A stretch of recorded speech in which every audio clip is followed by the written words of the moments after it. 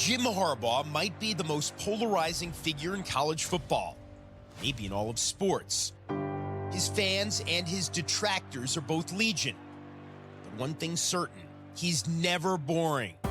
If worms had machine guns, then birds wouldn't be scared of them. Watch Judge Judy, a lot. Darth Vader, you said, is your guy? It's my boy. 9 years ago, 28 years after his Michigan playing career ended, and just 2 years after leading the 49ers to the Super Bowl, Jim Harbaugh returned to Ann Arbor. How do you feel your personality translates to the college game? I feel like it's the only personality I have. If you have a relative, like an uncle or something, that other people think is kind of nuts or says some weird things, but you've known him forever and you just love him, that's kind of like how Michigan people are with Jim Harbaugh. At the time Harbaugh was hired in 2014, the Michigan program had lost its way. The Wolverines had lost 10 of their last 11 games against Ohio State. Touchdown, Buckeyes! But after dropping his first 5 against the Buckeyes, Harbaugh's team has now won 3 in a row. It's intercepted! Michigan will beat Ohio State! In the last 3 years, the Wolverines are 38-3 overall. The Wolverines deliver once again. But as the wins have piled up, so have the controversies. Michigan is self-imposing a 3-game ban for head coach Jim Harbaugh. The ban is a result of alleged violations Harbaugh committed during the COVID-19 dead period. The story that has come out is that this was over Jim Harbaugh buying a cheeseburger for a recruit.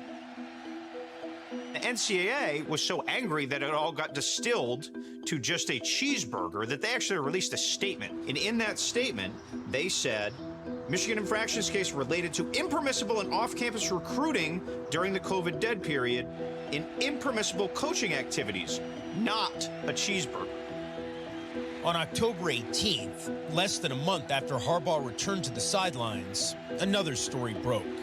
The NCAA is investigating Michigan, where a staffer allegedly scouted future opponents in person at games, which would be a violation of NCAA rules.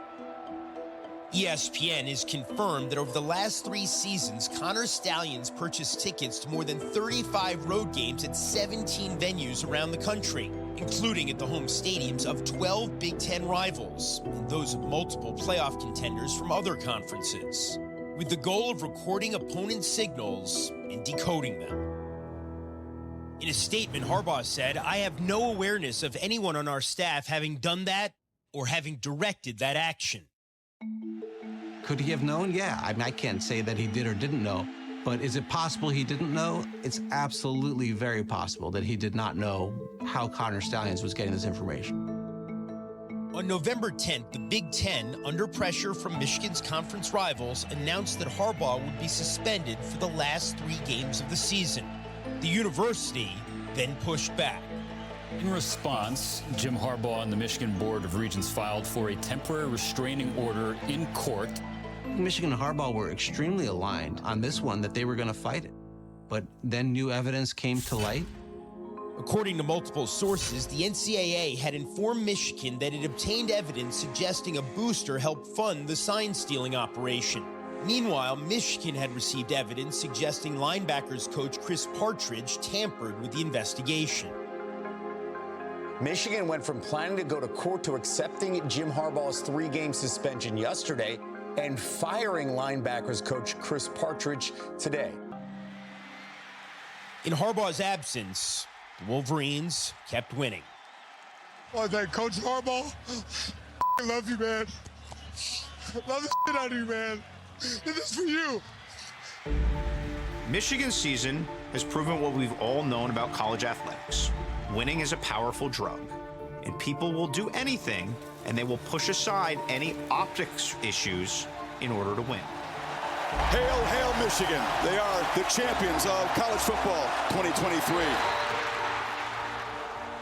Now, having delivered Michigan's first national title since 1997, Harbaugh will move on, back to the NFL. History shows us that he's likely to win wherever he goes. The rest of it, there's the rub. When you get Harbaugh, you get the full Harbaugh. That's really where Michigan is both reaping the benefits and paying the price of how Jim Harbaugh's mind operates. Give me something.